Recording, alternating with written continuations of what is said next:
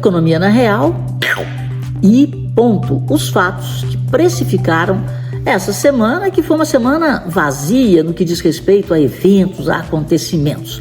E o principal evento da semana aconteceu na sexta-feira, que foi a fala de Jerome Powell, presidente do Banco Central americano, no evento lá no estado de Wyoming, nos Estados Unidos, o simpósio de Jackson Hole, isso mesmo, o buraco, né? O buraco do Jackson. Jackson Hole é uma pequena cidade em Wyoming e nessa época do ano, todos os anos, os presidentes de bancos centrais do mundo inteiro, diretores, acadêmicos, economistas se reúnem para falar de política monetária. E como o evento é organizado pelo Banco Central americano nos Estados Unidos, é claro que o centro das atenções é a política monetária da maior economia do planeta. E nesse ano, as atenções estavam ainda mais voltadas para os Estados Unidos e para a fala de Jerome Powell, que aconteceu na sexta-feira, às 11 da manhã, quando ele, num tom aí de novos baianos, disse: chegou a hora dessa gente bronzeada cortar os juros na maior economia do mundo. E foi um gatilho que já vinha sendo acionado, né, devagarzinho, mas foi um gatilho para nova rodada de altas pelas bolsas do mundo. As bolsas americanas subiram mais de 1%, o dólar despencou, a moeda americana em relação à libra atingiu o seu menor valor desde 2022. Em relação ao DXY, que é uma cesta com as principais moedas do planeta, o dólar atingiu a mínima do ano e caiu só na sexta-feira 0,83%. E aqui no Brasil é aquele negócio, né? A gente gostaria de estar na mesma vibe do planeta, mas estamos. Mas o problema é o fiscal. Nós temos um problema nosso, interno, que vem desde a redemocratização, né? Que vem desde sempre, desde que nós criamos uma moeda com credibilidade. O real, ele tem que ser sustentado pela responsabilidade fiscal. E temos ainda outras pernas que sustentam o real, que é o câmbio flutuante e as metas inflacionárias. Mas se o governo não cumpre a parte dele de equilibrar receitas e despesas, o governo gastador, ele aumenta a dívida, e quando ele teima em acertar essa conta pelo lado da receita, ao invés de melhorar os gastos e diminuir os gastos das despesas, o governo tira dinheiro da sociedade. Então ele tira dinheiro das famílias, ele tira dinheiro das empresas sob a forma de impostos. E o outro destaque da semana foi a arrecadação recorde histórica da Receita Federal no mês de julho.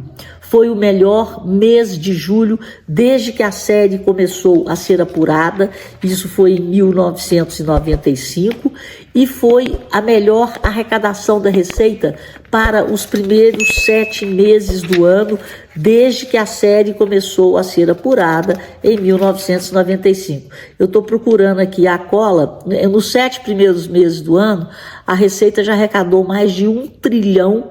E essa arrecadação, em todas as perspectivas, ela é cerca de 10% real maior do que aquela ocorrida nos 7 primeiros meses de 2023. Em relação a julho de 23, também o aumento da arrecadação é quase que 10% acima. E em relação a junho de 2024, também estamos com um nível de cerca de 10%. Gente, imagine que crescimento é esse da carga tributária, quer dizer, nunca pagamos tantos impostos. E aonde esses impostos cresceram? Cresceram principalmente PIS/COFINS, com a incidência, né, dos impostos dos combustíveis, cresceram muito nos fundos exclusivos e cresceram também com o aumento das alíquotas médias de importação. Então, esses foram os principais destaques desse aumento de receita. Mas o que é pior, a gente paga, mas se o governo não fizer a parte dele, não existe dinheiro capaz, né, de dar conta dessa saga de arrecadar e de gastar mal do governo. Eu estou falando tudo isso porque no mesmo dia que saiu essa arrecadação recorde, que se foi na quinta-feira, o TCU, Tribunal de Contas da União, concluiu que as projeções do governo para o resultado primário em 2025, receitas menos despesas, apresenta duplo risco, devido à possibilidade de frustrações do nível de receitas e o aumento das despesas. Ou seja, o governo está superfaturando receitas e subfaturando despesas. Então, quer dizer, o próprio Tribunal de Contas está achando que as despesas estão superfaturadas, ou seja, o governo está achando que vai arrecadar o que ele não vai arrecadar. E está achando que vai gastar menos do que aquilo que o Tribunal de Contas está achando que ele vai gastar. Então, esse é o grande problema do Brasil, é por isso que nós não estamos nessa vibe, nessa semana aí ótima, mas estamos, né? Em agosto, que é o mês do desgosto, a Bolsa já subiu 6%. O dólar, no acumulado de agosto, tem uma queda de 3%, 3,11%.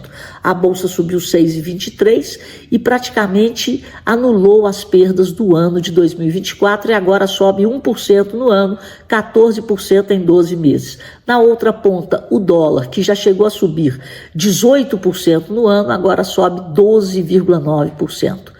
E nessa semana o dólar subiu 0,21%. Então está achando aí uma estabilidade.